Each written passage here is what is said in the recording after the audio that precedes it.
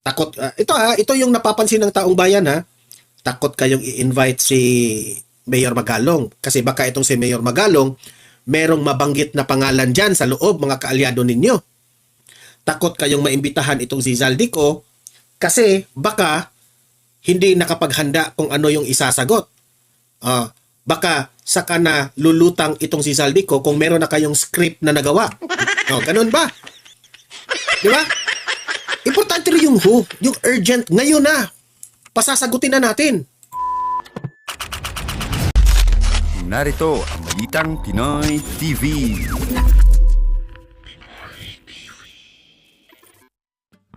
Okay, magandang hapon po sa inyong lahat at panibagong vlog at panibagong update na naman.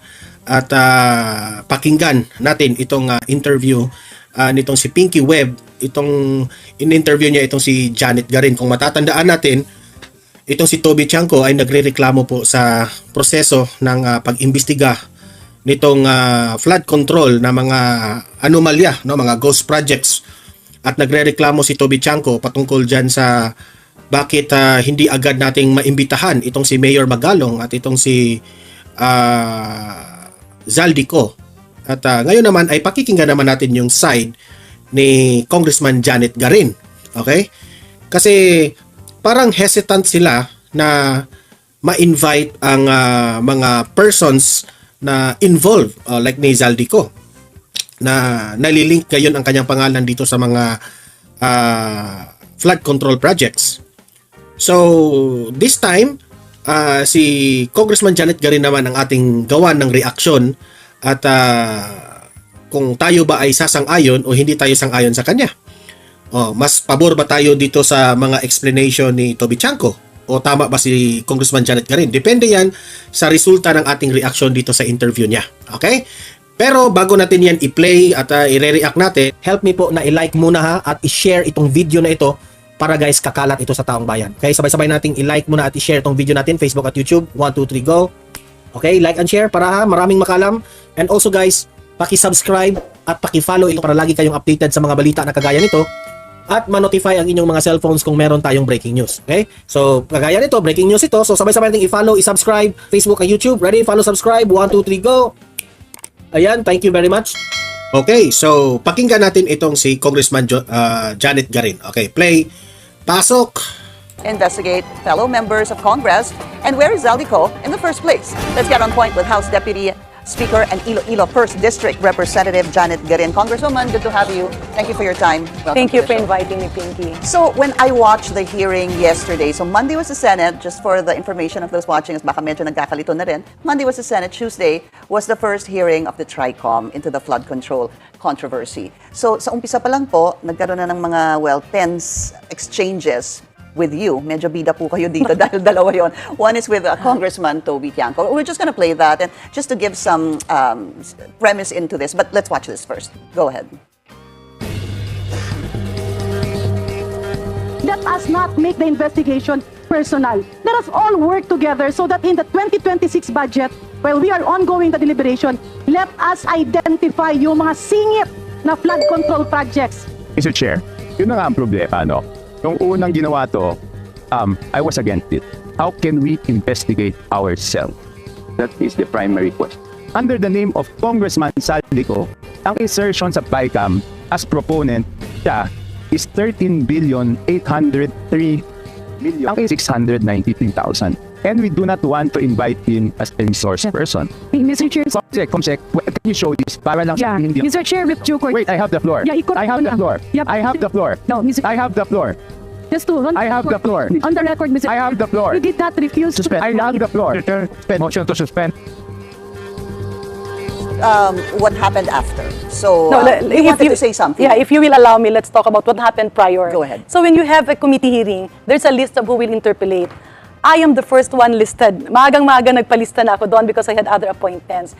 And klinaklaro ko lang ang pinapalabas kasi ni Congressman Toby Chanko na pinipigilan naming imbitahin si Congressman Zaldico. That's not true.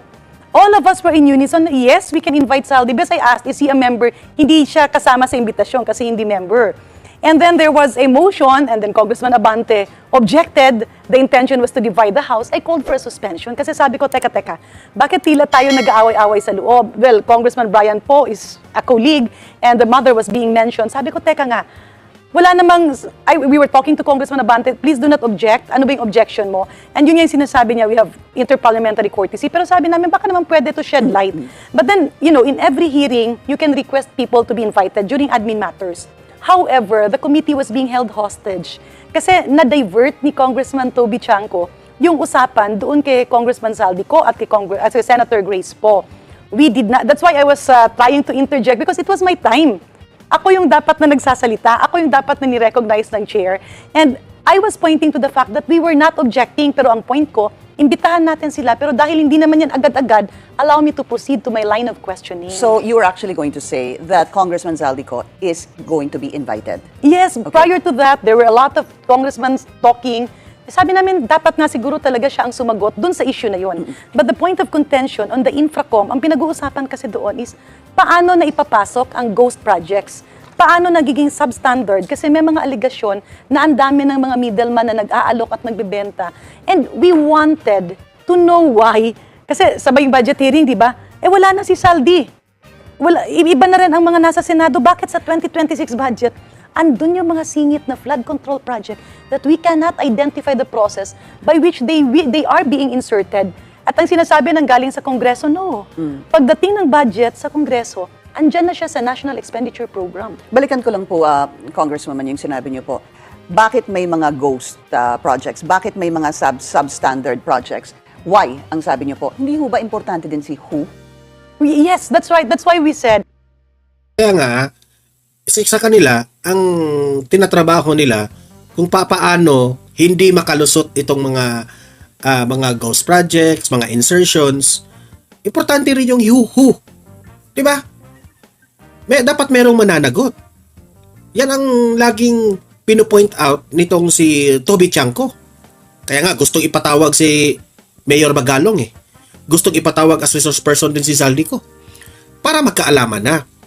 In that way, dyan nyo mabigyan ng proseso na by the next budget hearing, maiiwasan na itong mga insertions na ito. Ayaw nyo kasing parang may hesitant pa kayong i-invite itong mga takot. Ito yung napapansin ng taong bayan ha.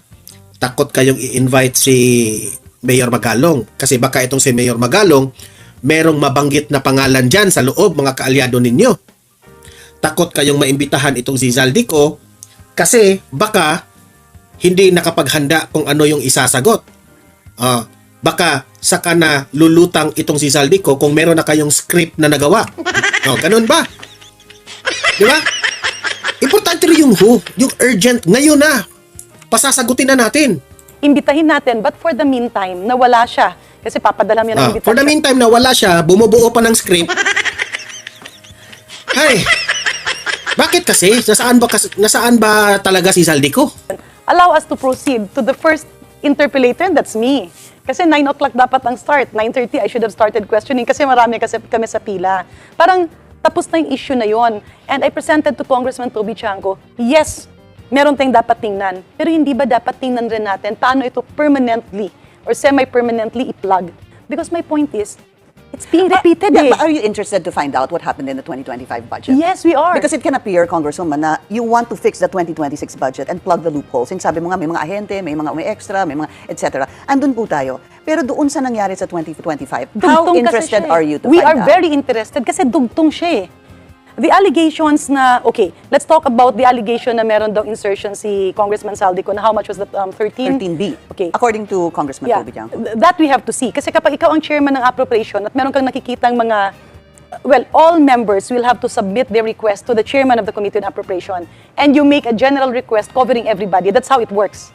A request for what? Example, meron ka sa distrito mo, nakita mo, may pondo yung tulay, I see, gawa okay. na yan eh.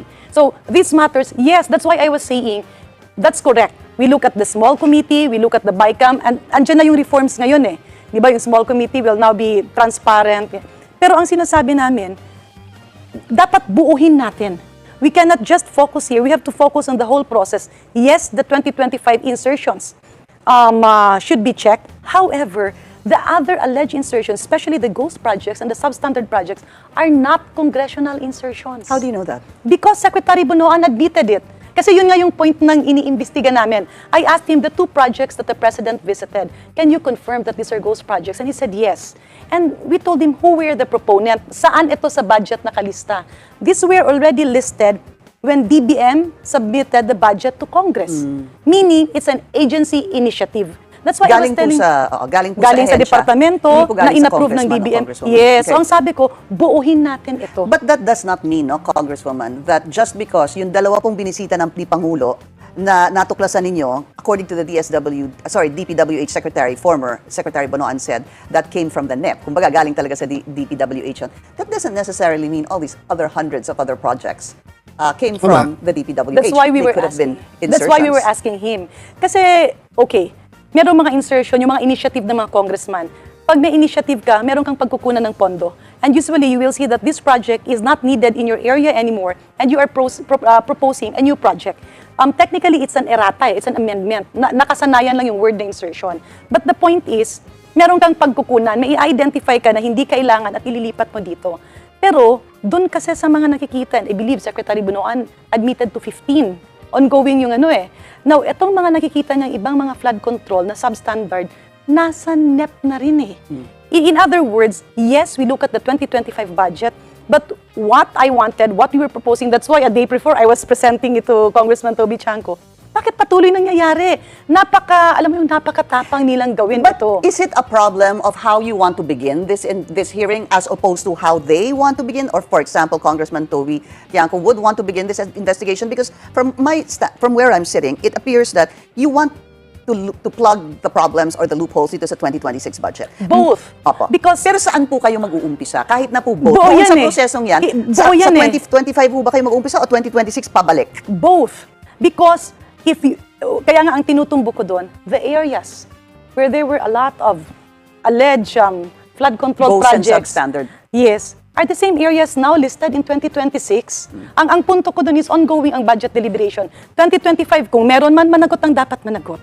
Pero ang 2026, sayang eh. Mapipigilan pa natin eh. Ang daming nagugutom, ang daming kailangan. So, there is an urgency to tackle both, especially 2026. And, okay, I am not objecting. However, let us be factual about the situation. Hindi kami korte. Hindi kami korte. So, let's say, may makita na mali doon sa small committee. May makita na mali doon sa BICAM. We are not a court. We can, we can participate, we can give information and whatever. But the President already said he's forming a third-party group to look into this, an independent group. Imagine we are investigating what the President is investigating. Hindi nakakagulo kami doon. That was what we were Why explaining. do you say nakakagulo when it can be complementary? Because that's happened in the past. Quadcom, hindi ho ba? Well, di ba very clear naman ang sinabi ng Presidente, bubusisiin nila yung mga yon. That's why, ang punto nga namin is, yes, if you want to invite, let's invite. If the President are identifying these projects and DBM, related naman kasi sila eh. Parang hindi pwedeng ituro lang dito sa Kongreso. Hindi pwedeng sisihin lang si Congressman Saldico. There are enablers that are still inside and we cannot see them. There are invisible enablers. Pero Garen, ang pangalan ni Zaldico ang pumutok ngayon. Yan ang unahin natin. Kagaya rin yan sa laging nababanggit sa media, itong si Diskaya. So si Diskaya ngayon ang inuuna na inimbestigahan. So si Zaldico ang laging pumuputok ngayon na pangalan, siya ang uunahin natin. Huwag nyo na munang idama yung iba. Kung meron rin, gusto mo generalize ka agad eh. Lahat na eh. Si Zaldico yung unang sinabi ni Toby Chanco na may insertions na bilyones. So siya muna yung ating tatanungin patungkol dyan.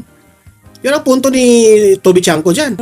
Who pave way to have so much impunity, so much so that the 2026 budget still has this. I guess the crux of the issue here is when you talk about the House Tricom Committee, the first question really that came to people's minds were, how can Congress investigate itself? How can the congressmen and women investigate their fellow congressmen and women? And when you have a hearing like this, wherein one says, Congressman Zaldico allegedly inserted 13 billion, hindi ho ba? And the other one says, tingnan natin yung 2026 budget at 2025 budget. I guess the point being is, there will be people who will actually be wondering, papatawag niyo ho ba talaga? And will you be able to question him? Okay. Yan. Galing na When we tanong. were asking colleagues, syempre hindi ito sinasabi sa labas, no? Marami rin ang nagsabi, I think it's time for all of us to request Congressman Saldico to speak up. Kung ano ba ang nandoon? O ano ba itong mga alleged insertions na ito? Are this from the Baka nagdadalawang isip kayo, baka madamay si Speaker. Si Speaker kasi, si Speaker. Nakakatulong kasi si Speaker. agency? Just like now, we are hearing Secretary Amina Pangandaman saying, babaguhin namin ito, inaamin namin na may problema, we will do this and give this to Congress. When she does that, the proponent will be the chairman of the Committee on Appropriation. I am not protecting Congressman Saldico, pero yung sa akin lang, tama, okay, I mean, I am not objecting to the advocacy of Congressman Toby Chanco. Pero alas 9 tayo nagsimula, 1:30 na. Ako yung pinakaunang interpellator. And okay, the intention of the Infracom is not to investigate congressmen. Kasi nakakaasiwa naman yun. But the intention is to pinpoint the flaws in the system. What were the guidelines, the safeguards during the Yan ang point nyo, the flaws. But how can you pinpoint the flaws if wala kayong tinatawag na mananagot? Kailangan nyo ng kagaya nitong si Magalong na nagvo-voice out ngayon sa mga kabalustugan ng ginagawa nitong mga government officials. Si Saldico na merong mga insertions, kailangan nyo pong mga resource person na ganyan para you can fix the flaws. Hindi nyo pwedeng makukorek rin ito yung mga flaws natin without inviting any resource person. Hindi yan pwede ka rin. Dapat may taong makapagsabi na nandoon. Pa-explain mo si Saldico ngayon. Paano niya ginawa yan? Ganon, ganyan. Ito yung mga nangyayari. And that's the time you can fix the flaws according to the resource person na tinatanong ninyo. Ang nakikita ng taong bayan, pinagtakpan nyo si Saldico eh. Huwag na tayong time of Secretary Dave Simpson? Nasaan na ito? Kasi ginawa na ito. Could the flaws include the congressmen themselves? I guess That can be pinpointed. Yeah, kasi if That you can just be say pinpointed. proseso, we're all for that, hindi ho ba? Pero syempre, because of all this talk that there's been an insertion, number one. Number two, the PCIJ reported that the co-linked companies, 3 of them, bagged about 15.7 billion pesos from 2022 to 2025. That's why they were there, being It's almost cool. staring at your face. And yet, there is this, pag-usapan muna natin yung proseso, when you can actually start where, nandun na po yung sinasabing facts, nandun na po sa harap ninyo. Just to lay down the cards, when I said pag-usapan yung proseso, to pinpoint where they entered into the picture. Kasi andun naman yung mga contractors, di ba? So sila, andun yung mga, sabihin na natin, itong mga kontrasenyas. Kasama ba sila doon? Can somebody in their group orient us to that? Sino ba talaga yung mga nag-ahente, yung mga ganung bagay? When I was talking about pag-usapan yung proseso, saan in the process pumapasok yung mga ito? Kasi ang daming allegations na it's in Congress. Okay? But if you look at the documents, even if you look at the 2026 budget, merong pumapasok sa Kongreso, pero marami ang pumapasok even before the budget reaches. Alam nyo ba rin bakit Congress ang napagbibintangan? Tingnan nyo naman yung nakapalibot mong mga colleagues mong mga kongresista dyan. Kung anong mga pagginagagawa. Kung ano yung mga pinag-reflex. Yung mga marangyang bags. Mga relo na mga Rolex. Sila yung loud. They're so loud and clear sa social media on what they are wearing, what cars they drive, their houses, their lifestyles. Ito syempre kayo. Sabi ni Greco Bilica, ang mga government officials, sila yung pinakamalaking dyan. Kasi ang contractor, yes, the contractor has the money. But yung contractor, magpapabilib yan sa government officials na I have to give you a lot of money so that the time na gumawa ka na ng project, ako pa rin yung kukunin mo. Kaunti lang ang nakukuha ng contractor sa isang proyekto. But itong mga diskaya na ito, yumayaman ito because they got a lot of projects from the government. Okay? Siguro, itong mga diskaya, yumayaman sila because sobrang daming ang mga... Ito na nga mga kabalita, Ano na ang masasabi nyo patungkol sa balitang ito? Please comment down below mga kabalita. Pag-usapan natin yan sa comment section. At kung di ka pa nakasubscribe sa ating channel, baka naman